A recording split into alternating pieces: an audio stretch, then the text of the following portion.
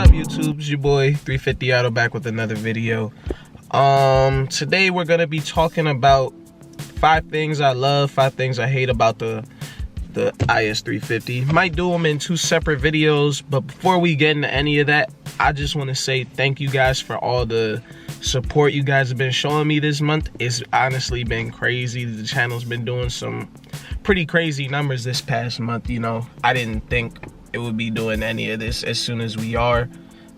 So like I said, thank you again. Let's just try and keep the support up. It really does motivate me to keep on putting videos out and content out on the car.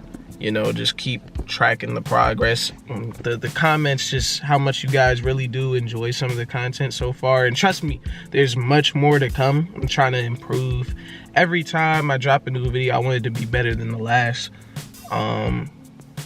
I just want to say thank you, honestly. But yeah, so today we're going to be talking about 5 things I love about the IS350 and 5 things I hate. I probably just put them in separate videos. But another little update. As far as the car goes, I am waiting on headers still. I ordered them like 2-3 weeks ago, almost a month ago. So they should be here within these next couple weeks. And then I found a place to get dyno tuned, so I'm going to be getting tuned, and then I'm gonna be trying to race like everything. You know, I'm hoping to push 330 to the wheel, maybe 320, 330 to the wheel with the headers and some performance mufflers. That's the goal. Of course it'll be a video on all that too, so stay tuned for that. But as far as like the racing content on the channel, I haven't really been racing anything lately. This has been a pretty unlucky month for your boy. I got into a accident the 1st of April. Somebody hit me. I'll show you guys the damage. And then like 4 or 5 days after that, I got pulled over by a state trooper for stickers, my tail lights, roof wrap, and something else. And after I talked to her, she just said she'd give me warnings for everything. She said I was gonna get pulled over again if I didn't fix the stuff, which was, you know, getting pulled over for stickers.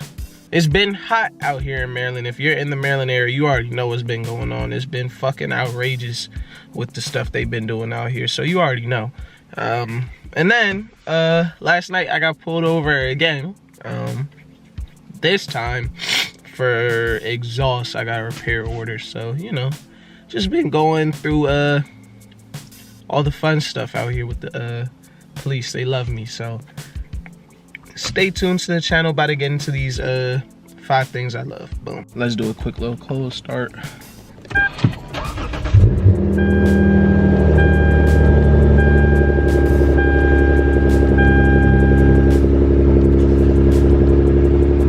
I'll probably talk to y'all while I drive. About to go to a secret spot where I can film and shit.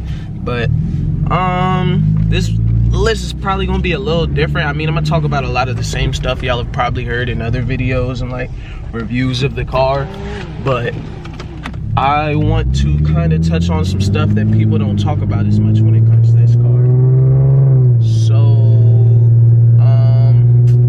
let's start this off. Thing number 1. What is one thing, and this isn't in like any order or anything of like top 5 or whatever. It's just 5 things I love and hate. So the first thing I love about this car, I love the fact that I don't have to touch it that much. Y'all are probably tired of hearing me talk about reliability and stuff, but I really don't have to touch this car. Like, other than your normal maintenance, I just get to drive it, have my fun, go to work, do what I gotta do, and she's good. I don't really see how you could beat that or complain about that. Anybody tired of hearing me say it? Hey, this is what happens when you get this baby, you know? So that's thing number 1. Thing number 2 I love about this car is, I guess you could say, it's road presence. It's not like the most super duper aggressive like a Mopar. It doesn't look like this car is about to just like kill you or something. It's not aggressive, but this car is just really pleasing to the eye. It has nice curves, and then especially once you get into the modifying world, what they lower wheels, aero, and all that type of stuff. It really just is a very pleasing car to look at. I'm probably gonna have B-roll and all that. I always say it in every video. I don't know why. Y'all know I be trying.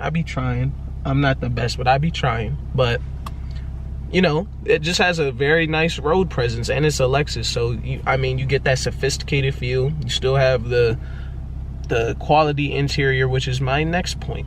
Number 3. I love the interior on this car. This is, I guess, Lexus's sporty sedan, so it doesn't have like all the luxury like a LS would per se, but still has everything I need. It has gauge cluster, is nice, you know, sporty. Got the blue, well, I have the white with the little blue shit, whatever, you get what I'm saying.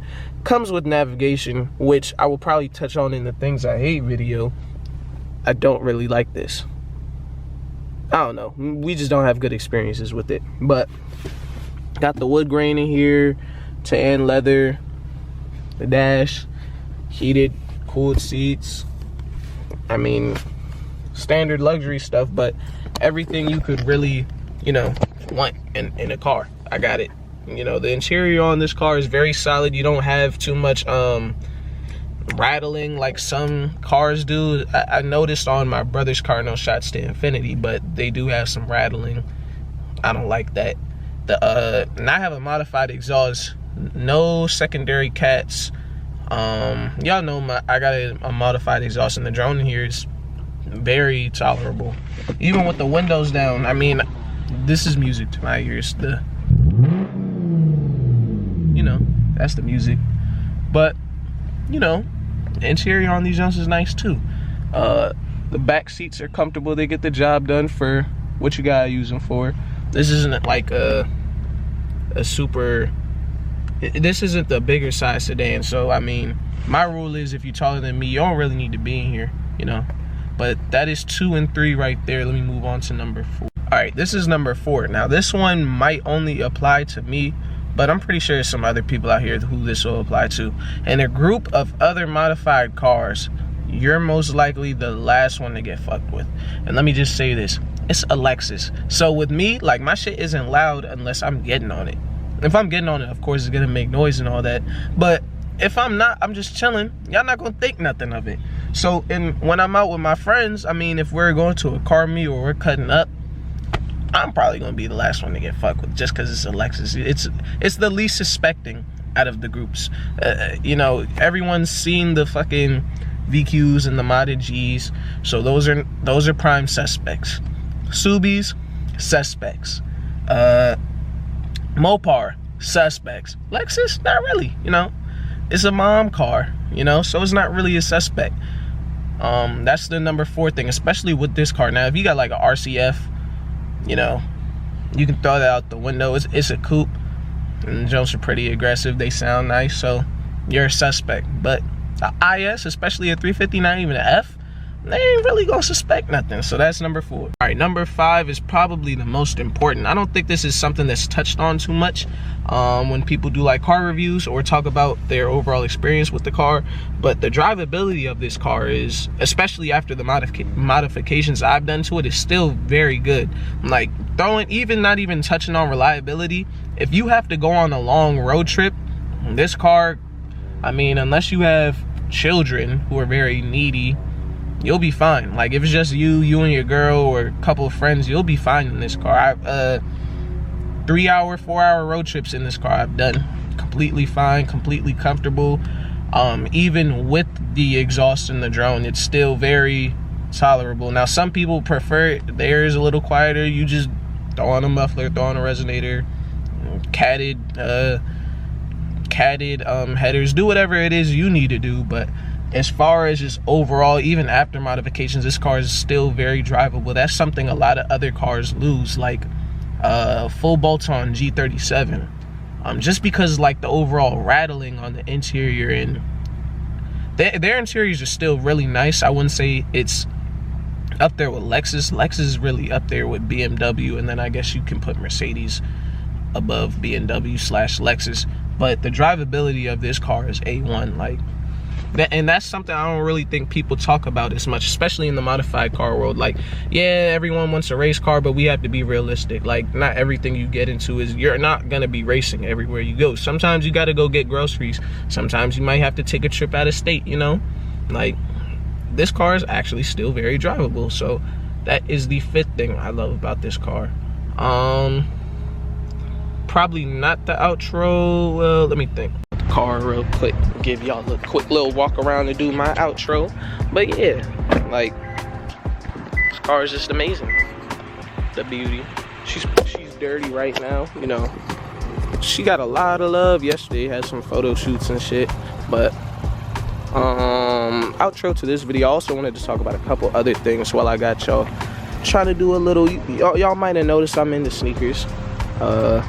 I feel like the Lexus people got the best shoe game in the car community, but you know, I'm gonna probably get flack for that, but y'all could defend me in the comment section. But we got big things coming to the channel. Stay tuned for the 5 things I hate video, and I'm gonna just give a quick disclaimer. I don't hate really anything about this car, but we have to be realistic. I mean, there are things that Lexus and Toyota could have done better on this car, so I'm gonna touch on those, and it's all opinion based, so nobody get mad at me, okay? Talking about you hate the car, you shouldn't have it, and shit like that. You know, it's all opinion. If you disagree, say so in the comments and leave it at that. But it's been your boy 350 Otto, and I will see y'all in the next one.